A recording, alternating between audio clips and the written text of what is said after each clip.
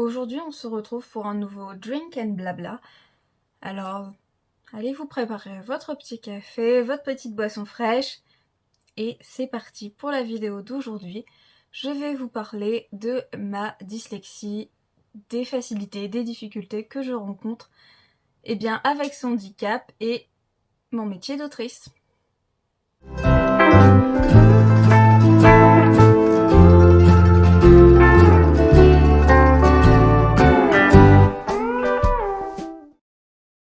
Bonjour, bienvenue dans cette nouvelle vidéo. Je suis Sandra Aguillet, je suis écrivaine.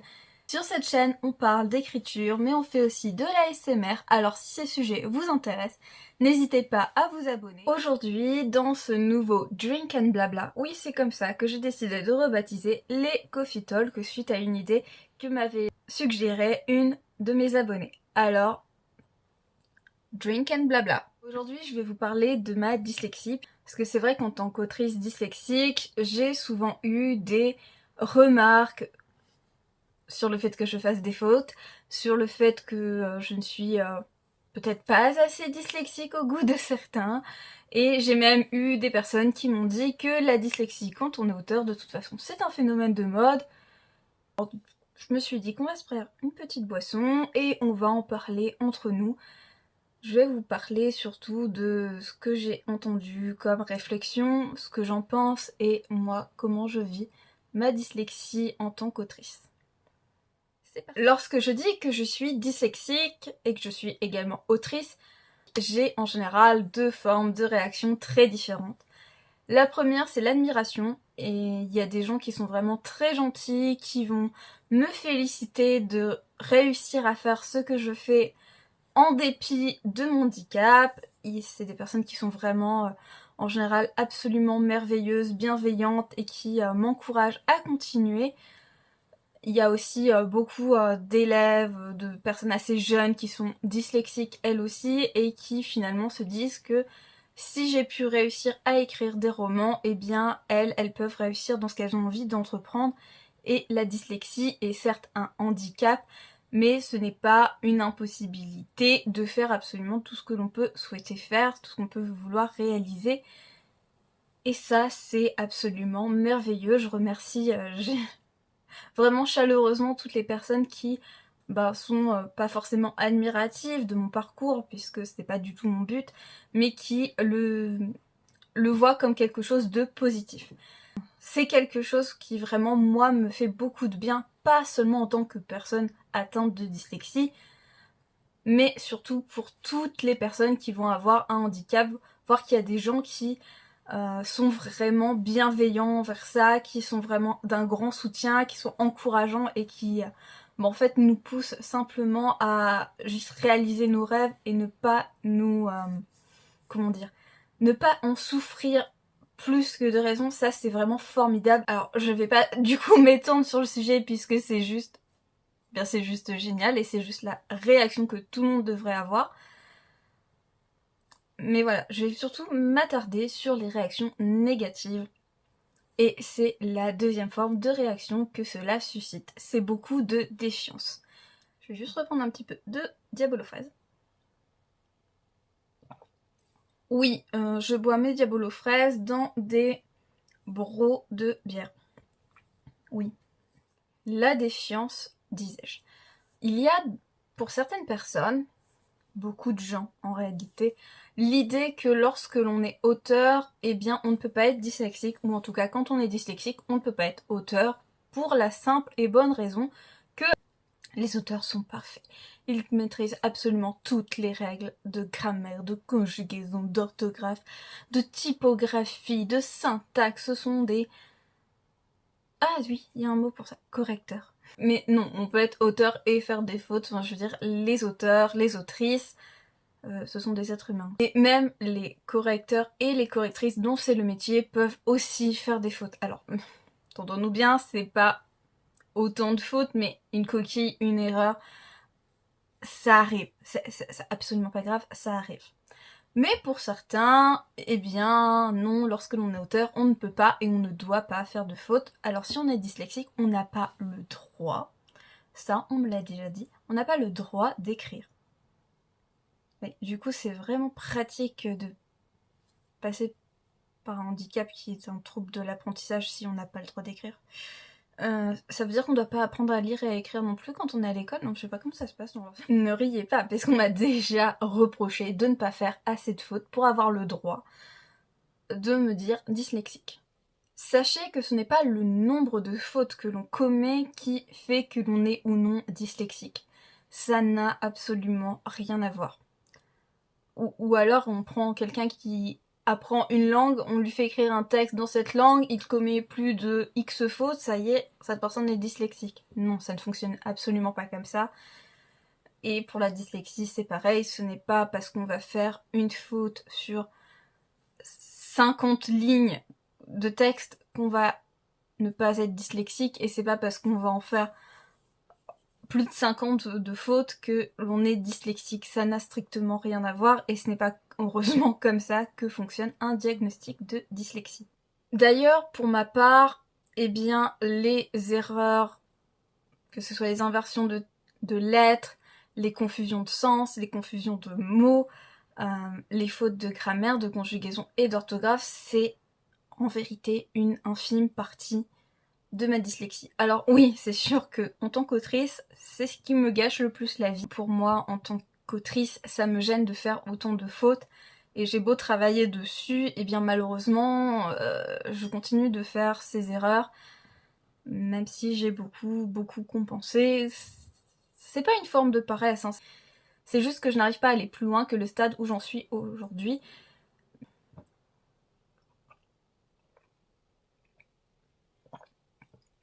J'aurais vraiment dû mettre des glaçons. Ma dyslexie, elle se voit à plusieurs niveaux. Parce que oui, le côté inversion de lettres lorsque j'écris tout ça, c'est vraiment on va dire le sommet de l'iceberg. Mais il y a aussi, j'ai aussi beaucoup de problèmes, tout ce qui va être la prononciation des mots. Le fait de lire certains mots ou de les dire, ça va être très compliqué pour moi. Il y a des moments où prononcer certains sons, c'est très compliqué. Et ça m'arrive de buter sur les mots assez fréquemment à l'oral. L'une des difficultés avec ma dyslexie, c'est aussi bien, le fait de me repérer dans l'espace. À la droite et la gauche, c'est très compliqué. Ouais. D'ailleurs, quand je me suis fait opérer de ma main, tout le monde me demandait vous faites opérer de quelle main? J'étais en mode oh non. Ah non, mais si jamais je me trompe, si jamais je dis que c'est la mauvaise main, ils vont m'opérer pour rien. Mais vraiment, ça peut faire rire de se tromper à chaque fois quand on dit droite et gauche. Mais en vrai, c'est aussi un des troubles qui est associé à la dyslexie. C'est pareil, lorsque il fallait, je me souviens à l'école, il fallait reproduire des figures géométriques et des choses comme ça, j'étais toujours la plus mauvaise. Tout simplement puisque, avec ma dyslexie, je n'y arrive pas. Même encore maintenant, hein, c'est très compliqué hein, quand il faut ne serait-ce que reproduire une figure géométrique ou faire de la symétrie. Waouh, très compliqué. Je suis également incapable de me concentrer plus de quelques minutes sur une tâche. Vraiment, je suis incapable de me concentrer. C'est peut-être ce qu'il y a de pire. Comme je n'ai jamais été diagnostiquée avec un trouble du déficit de l'attention, je ne dirais jamais que j'en souffre. Mais par certains côtés, eh bien, oui, j'ai quelques symptômes, on va dire, du trouble du déficit de l'attention. Vraiment, je ne peux pas être concentrée plus de 10 minutes sur une tâche sans que mon esprit vagabonde. C'est simple aussi, il suffit que quelqu'un me parle d'un sujet et je vais me mettre à potasser pendant des heures et des heures et des heures. Et ce n'est pas de la procrastination, c'est juste que je suis incapable de rester focalisée sur une tâche. C'est pareil, je ne sais pas faire une seule tâche à la fois, j'ai besoin que mon esprit soit focalisé sur plein d'autres choses pour pouvoir fonctionner. D'ailleurs, lorsque j'écris, je me mets des chronomètres de 10 minutes parce que je suis incapable de rester concentrée plus de 10 minutes sur le fait d'écrire un texte. Vraiment, je suis incapable de tenir sur la durée. C'est l'une des choses qui me gêne le plus. L'un des points suivants qui est problématique lorsqu'on est dyslexique, eh bien, c'est les troubles de l'humeur. Ouais. La dépression, ça j'en ai fait beaucoup, j'ai fait beaucoup d'épisodes dépressifs, pas seulement liés à ma dyslexie, mais c'est vrai que ça en fait partie. Alors oui, c'est vrai qu'on peut se dire que ça n'a strictement rien à voir, mais le fait de se déprécier constamment, de se rendre compte qu'on est incapable de tenir eh bien, nos objectifs, enfin en tout cas pour ma part, hein, excusez-moi, je veux pas mettre tout le monde dans le même sac, mais moi le fait de me rendre compte que je suis incapable de tenir mes objectifs, que je suis encore eh bien, incapable d'écrire sans faire la moindre faute, sans faire la moindre confusion, la moindre aversion, eh bien ça me ronge au quotidien. Et c'est... Oui, je me sens du coup pas légitime à être écrivaine. Parfois c'est vraiment très difficile pour moi de me dire que j'ai quand même le droit d'écrire, parce que je ne me sens pas capable de faire aussi bien que d'autres personnes. Alors je sais qu'on dit toujours qu'il y a beaucoup d'écrivains qui ont le syndrome de la page blanche, qui ont des doutes, qui ont le syndrome de l'imposteur, mais c'est encore plus vrai lorsque l'on souffre d'un handicap qui fait que, ben oui, comme il y a beaucoup de gens qui pensent qu'on ne doit pas faire de fautes, que les dyslexiques ne peuvent pas être auteurs, ben ça rajoute encore plus de pression. Même si c'est vrai que maintenant j'ai appris à me moquer du regard des autres, les doutes qui sont quand même en moi, ben ils sont quand même là. Voilà, il faut que je fasse avec. Je vais vous insérer deux petites publications que j'ai faites récemment.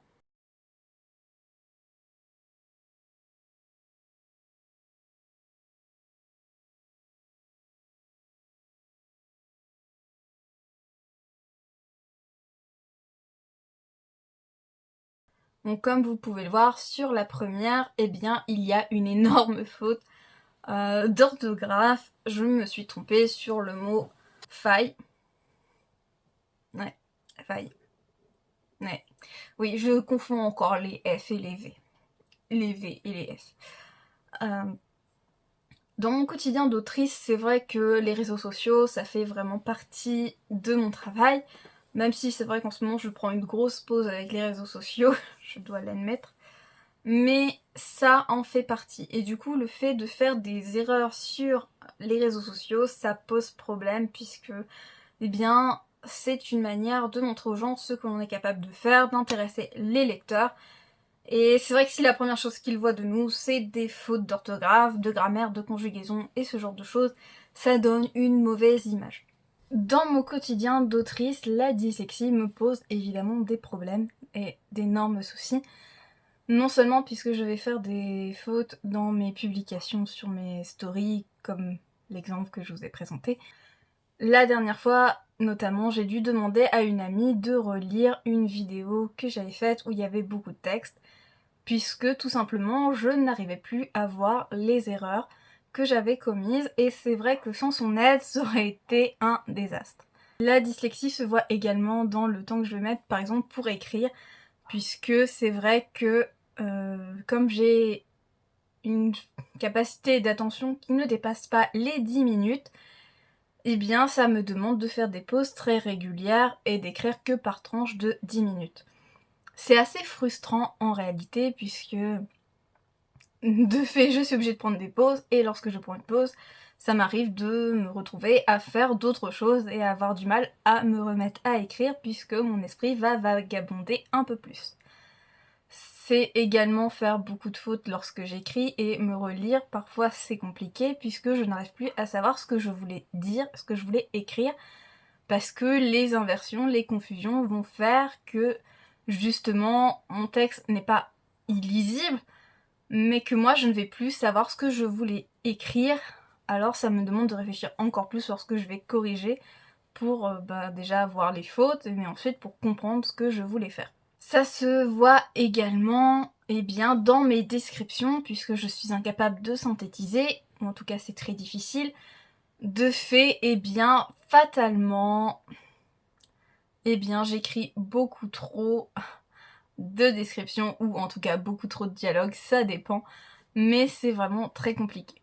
Ça se voit également dans, justement, dans mes descriptions, surtout pour les personnages. Par exemple, si je prends le personnage de Lenny, je lui ai mis un tatouage sous l'œil gauche. Et ça m'arrive de changer, de dire qu'il est à droite, parce que tout simplement je n'arrive plus à visualiser le fait qu'il soit à gauche. Vous allez me dire, beaucoup d'auteurs font ce genre d'erreur lorsqu'ils écrivent un personnage, ça leur arrive de ne plus savoir exactement où ils vont avoir placé une cicatrice ou quelque chose comme ça. Mais pour moi, c'est simplement que je n'arrive pas à différencier la gauche de la droite. Du coup, c'est vrai que ce que je fais souvent, c'est que je dessine mes personnages. Lenny, je l'avais dessiné, justement pour pouvoir mieux visualiser là où il avait ses tatouages et ses cicatrices, pour, eh bien, justement, éviter de faire trop ces erreurs et de pouvoir avoir un visuel, même si je suis très nulle en dessin, mais pour avoir un visuel qui me permette de justement mieux appréhender ces erreurs que je peux faire, pour mieux visualiser les choses. Il y a aussi le fait de se remettre constamment en question sur la légitimité, sur le fait que eh bien, je ne suis pas assez douée, que je ne suis pas assez capable de faire les choses. Bon, vous allez me dire, tous les écrivains vivent des doutes, vivent ce syndrome de l'imposteur. D'ailleurs, je pense que beaucoup d'artistes ont ces doutes également.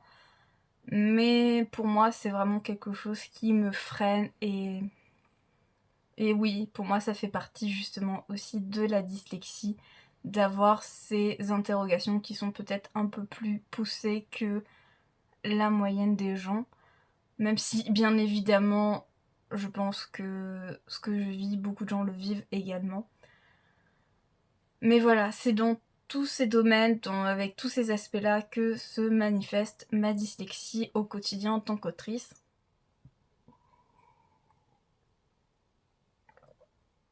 Ce que je fais pour justement lutter contre tous ces sentiments d'illégitimité, toute cette procrastination, même si pour moi c'est tout du déficit de l'attention, même si évidemment je ne suis pas atteinte d'un trouble du déficit de l'attention, puisque je ne suis pas diagnostiquée comme telle,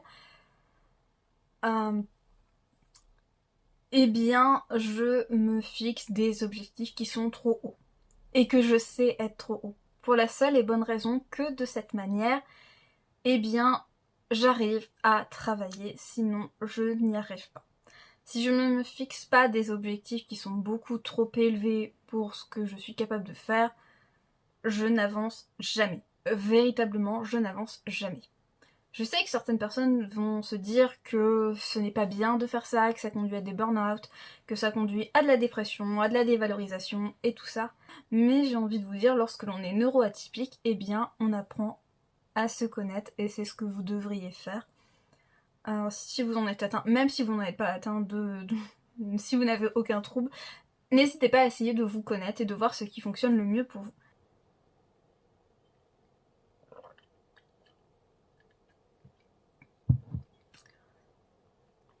Et si jamais vous êtes dyslexique ou atteint d'un autre trouble de l'apprentissage ou d'un autre handicap, eh bien sachez une chose, c'est que vous pouvez réussir à faire ce que vous avez envie de faire. Vous pouvez réaliser vos ambitions. Ça sera juste beaucoup plus difficile, ça demandera peut-être beaucoup plus de travail, peut-être d'aménager les choses différemment des personnes, on va dire, valides, mais c'est possible. Ça demandera peut-être aussi beaucoup plus de temps, mais ça ne fait rien. Après tout, ce qui compte, c'est de réaliser ses rêves et de juste aimer ce que l'on fait. Et surtout, n'écoutez pas les personnes qui vont vous dire que vous n'êtes pas légitime. C'est quelque chose que je savais déjà avant d'être sur YouTube, mais que j'ai encore plus appréhendé à présent que j'y suis, c'est que vous serez forcément critiqué. Et vous serez surtout critiqué par des personnes qui ne font rien et qui ne réalisent rien. Parce que les personnes qui font des choses, qui prennent des risques, qui se trompent, en général, elles vont vous pousser à continuer, à essayer. Même si vous n'y arrivez pas, elles vont vous dire d'essayer tout de même. Et elles ne vont pas critiquer vos tentatives. Alors, si quelqu'un vous critique, je ne parle pas bien évidemment de critiques constructives et aidantes, je parle vraiment de critiques limitantes ou de personnes qui disent qu'elles n'aiment pas ce que vous faites, qu'elles trouvent que vous n'avez pas le droit de le faire, et bien ces personnes, ne les écoutez pas. Je sais que c'est difficile, Mais une fois qu'on arrive à passer outre ces critiques, c'est beaucoup plus facile de s'accepter et de réaliser ses objectifs et de rester focalisé sur ce que l'on a véritablement envie de faire. Voilà, cette vidéo est à présent terminée. J'espère qu'elle vous aura aidé un peu mieux à comprendre ce qu'est la dyslexie et comment je la vis, moi, au quotidien. Si vous êtes dyslexique, n'hésitez pas à me dire en commentaire comment vous gérez cela et comment ça se répercute sur votre écriture. En attendant la prochaine vidéo, n'oubliez pas, lisez, rêvez, écrivez des histoires.